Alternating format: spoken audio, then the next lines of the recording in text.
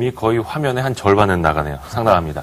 저희 MTN이 밸류포커스와 함께 그 베스트 애널리스트를 선정을 했는데요. 다른 언론사처럼 뭐 그 펀드 매니저를 대상으로 이제 투표를 받는 게 아니라 얼마나 그 실적 추정이 실제 실적과 밀접했는지, 그리고 목표 주가를 쓰는 게 얼마나 실제 주가 흐름과 가까웠는지 이 정량 분석을 한 겁니다. 그 수상을 한 분들 저희가 몇 분씩을 모셔서 앞으로 한 열흘 동안 업종별로 전망을 좀 해보겠습니다. 오늘은 앞에서 보신 것처럼 그 화학 업종에서 실적 추정 정확도 1위입니다. HMC 투자증권의 조승현 연구원 나와 있습니다. 어서 오세요. 네, 안녕하세요. 소개가 길었습니다. 예, 감사합니다. 워낙 이제 1등을 하셔가지고. 요 MTN 출연은 처음이신가요? 네. 전화 연결은 많이 하셨는데. 네. 이제 자주 나오십시오. 아유. 저희가 원래 상 하나 주면은 섭외를 자주 합니다. 예. 근데 그 작년에도 화학 업종이 한 55% 올랐더라고요. 55%. 네, 올해도 굉장히. 코스피가 한 4.5% 올랐을 때 네. 화학 업종으로 다 봤을 때 한 조정을 좀 받았지만 그래도 한 33% 올랐더라고요. 네, 굉장히 많이. 정말로 그 업황이 그렇게 좋았습니까? 일단 그 정유나 석유화학 회사들이 최근에 이제 수익 창출 능력이 굉장히 높아졌고요. 네. 그래서 이제 아무래도 이익 개선 그 효과가 높아지면서 밸류에이션 매력이 굉장히 커진 것 같습니다. 그래서 그 부분들이 이제 시장에 시차를 두고서 반영이 되면서 아무래도 주가가 굉장히 많이 오른 것 같습니다. 괜히 오르지는 않았겠죠, 역시. 네. 그게 이제 과거 실적을 통해서도 확인이 되고 있는 거고요. 네네. 예. 그러면은 역시 그 화학 그 안에는 물론 이제 그 석유화학 그리고 네, 정유화학 좀 나뉘긴 네, 하는데 네. 석유화학 내에서도 상품이 또 여러 가지 있지 않습니까? 네, 그렇죠. 여러 뭐 알파벳의 조합으로 되어 있는 네, 제품이 굉장히 많죠. 정의도 그렇고 네. 상품별로 그 가격 동향은 좀 어떤가요? 일단 그 지금 전체적으로 석유화학 시장은 호황세를 보여주고 있는데요. 제품별로 체인별로 굉장히 이제 가격 동향이 좀 다른 모습을 보여주고 있습니다. 그래서 예를 들면 에틸렌 체인에 있는 P는 상대적으로 좀 저조한 편이고요. 예. 대신 이제 그 탄소가 4개 붙어 있는 이 C4 체인에 있는 부타디엔 같은 고무의 원료가 되는 체인은 불과 뭐 한두 달 만에 2,000불 하던 게 거의 4,000불까지 올라가기도 했고요. 그래서 제품별로 상당히 다르지만 4월 말 이후에 약간 조정세를 좀 보였고요. 유가가 하락을 하면서. 예. 그리고 이제 석유 제품으로 보이는 이제 휘발유나 경유 제품들도 그동안 이제 유가가 120불까지 올라가면서 굉장히 강하게 가파르게 올랐다가 최근에 유가 하락하면서 좀 저조했지만 최근 들어 다시 120, 130대 달러 선까지 상승을 하고 있습니다. 그러니까 그 석유화학 업종에서 가장 많이 차지하는 게 어떤 거죠? 매출상 가장 많이 차지하는 상품이? 석유화학 제품 중에서 이제 아무래도 우리가 NCC라고 그러면 에틸렌 계열, 그러니까 P나 그다음에 뭐 PVC, 이지 제품하고요. 그다음에 PP 쪽에 이제 프로필렌 계열의 PP 제품이 이제 가장 주력이고요. 예. 그런데 이제 아무래도 그 다운스트림에서 어떤 부가가적인 제품을 갖고 있느냐에 따라서 그 회사마다 제품 비중이 굉장히 달라집니다. 그래서 예를 들면 LG화학 같은 경우는 PPP 비중이 상대적으로 좀 낮고요. 예. 대신 뭐 ABS-EP라든지 고무라든지 아크릴레이트라든지 이런 그 특수 수지 쪽이 좀 많고요. 그다음에 이제 호남소유 같은 경우는 PPP가 굉장히 많고 하나케미칼 같은 경우는 P나 PVC 그리고 가성소다 이런 제품들이 굉장히 많죠. 어렵습니다. 네. 여기 너무 어렵습니다. 이 화학이 특히나 그렇죠? 네, 좀 제품이 많아가지고요. 그러니까 눈에 뭔가 좀 딱 보이는 네. 완제품이 있으면 좋을 텐데 그렇죠. 그게 네. 없으니 말이죠. 보이지도 않고 파이프 타고 옮겨 다니고 뭐 이렇게 되기 때문에 예. 네, 이 잘 펀드 보이지 매니저들이 이런 거 다 이해합니까? 요즘에는 저희들보다 더 많이 아시고요. 예. 사실은 어떤 분들은 이제 글로벌하게 보시기 때문에 저희들이 오히려 더 아이디어를 많이 얻을 때도 있고요. 그래서 서로 더 공부를 많이 하게 되는 것 같습니다. 뭐 기업 탐방도 좀 많이 가거나 하는데 네. 사실상 그 화학업체들 기업 탐방 가봐야 볼 수 있는 거는 넓은 땅과 네. 뭐 저장해 파이프. 놓은 이런 창고와 뭐 예, 이런 크래커라고도 뭐 네네네. 그런 거밖에 안 보이고 네. 어렵습니다. 그 흔히들 말하는 게 국제유가가 많이 오를수록 석유화학 업종은 어느 정도 좀 마진이 더 좋아진다. 네. 늘 이렇게 얘기하지 않습니까? 네, 네. 뭐 한때 WTI도 뭐 한 달 전까지만 하더라도 배럴당 110달러를 네. 넘어섰다. 네. 지금 이제 100달러 안팎에서 등락을 하고 있는데 네. 하지만 임계점은 분명히 있을 겁니다. 네, 국제유가가 그렇죠. 어느 정도까지 그 이상까지 올라가면 분명히 이제 실적이 꺾인다라는 게 네, 있을 네. 텐데 네. 유가가 어느 정도가 실적에 가장 최선으로 좋고 네. 혹은 어디까지가 임계점인지 그게 딱 있나요? 일단 그 정유하고 석유화학 회사하고 약간 차이가 좀 있는데요. 예. 아무래도 이제 정유회사 같은 경우는 원료를 원유를 쓰다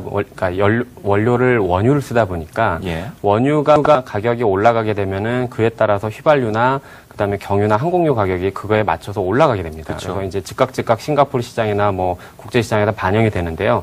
석유화학 제품 같은 경우는 아무래도 이제 이런 반영되는 정도가 좀 느리고요.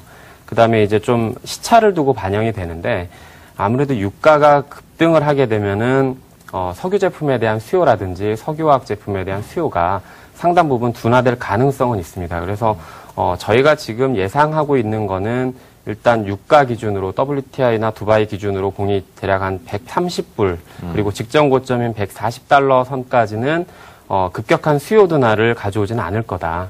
이게 왜냐면 이제 2000년대에 들어오면서 이머징 시장들이 성장을 하면서요. 유가가 30달러 선에서 140달러까지 올라갈 때까지도 석유 수요는 기본적으로 매년 증가를 했습니다. 그래서 그런 부분에 있어서는 석유 제품, 특히 이제 휘발유라든지 산업용으로 쓰이는 뭐 경유라든지 뭐 제트유 같은 것들은 아무래도 이제 임계점이 좀 높다고 볼 수 있고요.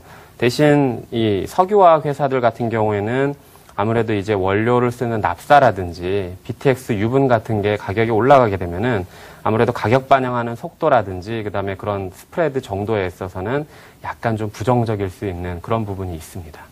일단은 국제유가가 올라가는 걸 조금 더 빠르게 긍정적으로 반영하는 건 석유화학보다는 정유화학 네, 그렇죠. 쪽인 게 네. 사실인 거고요. 네네.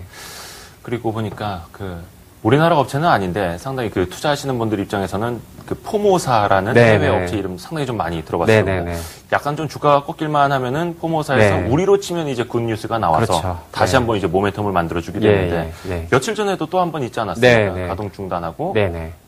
생산 금지인가요? 정지를 하게 했죠. 정지를 하게 중단을 했고. 하게 했죠. 예, 그게 정확히 어떤 뉴스였고 네.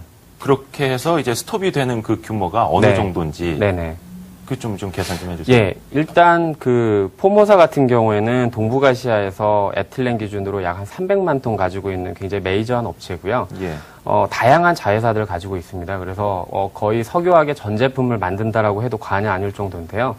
이 회사가 사실 이제 그동안 NCC나 뭐 정제 설비 쪽에서 화재가 많이 발생을 하면서 그동안 이제 대만 정부라든지 지방 정부 쪽에서 사고에 대한 조사, 그리고 이제 이런 부분들에 대한 후처리에 대해서 상당히 많은 관심을 가졌고요. 최근에는, 일부 이제 지방정부로 보이는 쪽에서, 이게, 추가적인 사고의 가능성, 혹은, 유독물질의 유출 가능성 등을 내세워서 이제 가동 중단을 요청을 했고요. 그 가동 중단 명령을 내린 거라고 지금 보시면 될 것 같습니다. 그래서, 가장 영향을 많이 받는 게 나냐 쪽인데요. 이게 이제 포모사 계열인데, 이지 플랜트하고 VCM 플랜트 그리고 BPA라는 이 제품들이 각각 이제 가동 중단 명령을 받았습니다. 그래서 대략 용량 기준으로, 그러니까 생산 능력 기준으로는 이지 같은 경우에는 거의 100만 톤이 넘는 기준이고요. 이거는 우리나라 호남석유가 1년에 생산하는 이지 양하고 맞먹는 수준입니다. 그래서 지금 포모사가 상대적으로 지금 굉장히 큰 계열사를 거느리고 있음에도 불구하고 이런 일이 자꾸 벌어지고 있어서 아무래도 이 동북아시아의 수급 측면에서 가장 많이 영향을 미치는 게 이제 폴리에스터의 원료인 EG, 그 다음에 이제 PVC의 원료가 되는 VCM, 그리고 우리가 아이폰이나 이런 것들 보면은 껍데기라고 볼 수 있는 만드는 폴리카보네이트의 원료인 예. BPA 쪽, 예. 이런 것들은 상당히 좀 영향을 수급을 받을 것 같습니다. 계속해서 좀 긍정적인 뉴스를 워낙에 좀 전해주다 보니까 네. 가만히 앉아 있어도 좀 호재가 들려온다 이런 네, 얘기들을 네, 좀 네. 종종 하시더라고요. 네, 네. 포모사 이야기였고 앞에서도 몇 가지 이제 제품별로 이야기를 해주셨는데 네. 상반기만큼의 그런 좀 호황이 하반기에도 계속해서 유지가 될 걸로 보시나요? 일단 1분기는 굉장히 좋았고요. 예. 그리고 4월까지도 아주 정말 초황이다라는 단어가 딱 갈맞을 정도로 굉장히 좋았는데 네. 사실 5월 달에 유가가 좀 하락을 하고 그다음에 이제 중국의 수입세가 좀 둔화되고 긴축 이야기가 나오면서 굉장히 또 강하게 좀 꺾였습니다, 시황이. 그래서 상대적으로 보면은 올해 1분기, 2분기를 합한 상반기 시황은 2009년 이래로 가장 좋긴 했는데요. 문제는 하반기에 이제 변수가 가장 큰 거는 일단 중국의 긴축 정도하고 예. 그다음에 이제 중국에서 추가적인 수요 발생이 어느 정도 일어날 수 있을 것이냐, 그리고 유가가 과연 어느 정도 수준까지 오를 거냐, 혹은 어느 정도 수준에서 유지될 거냐라는 이 변수들이 굉장히 영향을 많이 줄 것 같습니다. 그래서 저희는 판단하는 거는 일단 3분기 이후는 2분기보다는 분명히 좋아질 걸로 보고 있고요. 예. 그래서 이제 석유화학 쪽은 1분기를 넘어설 수 있을지의 여부는 일단 이제 중국의 수요라든지 이머징 시장 수요의 문제, 그리고 이제 원재료 가격에 달려 있다라고 보는데, 저희는 1분기 수준 정도, 그리고 일부 이제 물량이 늘어나는 회사들, 그 증설하는 LG화학이라든지 이런 회사들은 아무래도 1분기 수준을 넘어설 수 있을 것으로 저희는 그렇게 보고 있습니다. 특히나 이제 5월 들어서 정유주하고 네. 화학주하고 좀 주가 흐름이 좀 크게 갈리지 않았습니까? 네네, 조금 변화가 좀 시작이 됐었죠. 근데 그게 네. 앞으로 무엇을 좀 이야기를 해주는 건지, 물론 이제 주가는 네. 좀 선행을 하니까 네네. 확실히 좀 업황이 좀 갈린다라고 예. 보시고 예. 안에서 타픽으로 잡는 종목도 네. 석유화학 쪽보다는 정유화학 쪽이 좀 더 많은지요? 네. 일단 2009년도에 보시면은요, 2009년도에는 정유업은 상당히 안 좋았습니다. 그래서 2009년도에 그 중국의 경기 부양 조치나 뭐 가전 하향 정책 이런 것들이 있으면서 석유화학 경기는 2009년도에 굉장히 급상승을 했었고요. 그래서 주가도 굉장히 급등을 했었는데 정유주들은 2009년도에 굉장히 실적도 안 좋고 주가도 안 좋았습니다. 그래서 그런 현상들이 다시 2011년 이후에 나타날 수 있다라고는 보지만 지금 현재 시작되는 부분들은 조금 이제 차별화의 시작이라고 저희는 보고 있고요. 그래서 정유주 중에서 SK이노베이션이나 S-오일 같은 회사들이 작년 하반기부터 사실 실질적으로 이익 증가를 보여줬습니다. 그래서 이제 이익 증가 모습을 보여준 지가 아직 1년이 채 안 됐거든요. 그래서 그동안 이제 밸류에이션 측면이나 이런 여러 가지 측면에서 상당히 긍정적인 부분이 많이 보여지고 있고요. 그래서 이게 안정적인 이익 구조가 유지가 된다면 밸류에이션이 석유학주들처럼 높은 수준, 즉 이제 PER 기준으로 시장 평균인 10배 정도 수준까지는 충분히 올라갈 수 있다. 그래서 유가 상승에 부담도 없고 환율 하락에 대한 부담도 적다는 점에서 오히려 저희는 정유주를 좀 더 선호하고 있습니다. 네, 알겠습니다.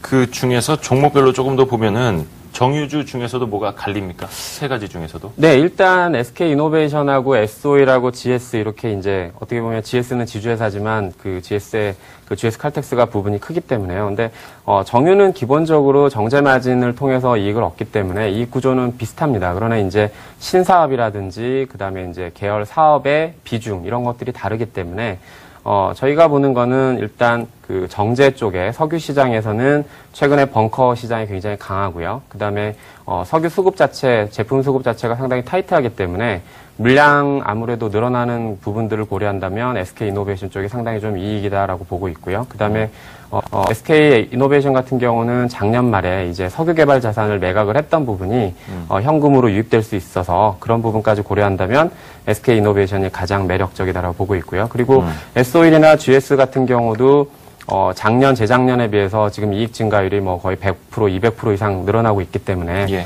그 부분들까지 고려한다면 정유주는 다 뭐 좋지만 그 중에서도 이제 저희는 SK이노베이션을 탑픽으로 꼽고 있습니다. 그리고 화학 중에서 하나를 꼽는다면? 네, 석유학주 중에서는 지금은 이제 그동안 10배 이상 오른 종목들도 많고요. 지금도 계속적으로 오르고 있는데, 퓨어 케미컬로 분리되는 이제 호남석유나 하남케미컬, 금호석유 다 굉장히 장적으로 좋고, 현재도 수익 창출력 굉장히 좋지만, 저희는 아무래도 유가가 올랐을 때를 좀 대비하자라는 측면, 그리고 시장이 아무래도 혹시라도 불확실성에 이제 빠져들 경우에 그 부분들까지 고려한다면 가격 전가력이 높고, 그 다음에 이제 2차 전지, 중대형 2차 전지나 그리고 이제 그 글래스가 2분기 이후, 3분기 이후부터 이제 매출이 발생을 하기 때문에 LG화학을 좀 더 편안하게 이렇게 가져갈 수 있을 것으로 보고 있습니다. 전체적인 석유화학보다는 정유 쪽을 조금 더 긍정적으로 보고 네네. 정유 쪽에서는 S-오일, SK이노베이션 네. 그리고 화학 중에서는 LG화학. 네. 알겠습니다. HMC 투자증권의 조승현 연구원 함께했습니다. 시상식이 16일입니다. 네. 예, 그날 또 뵙죠. 네, 고맙습니다. 감사합니다. 감사합니다. 수고하셨습니다. 예.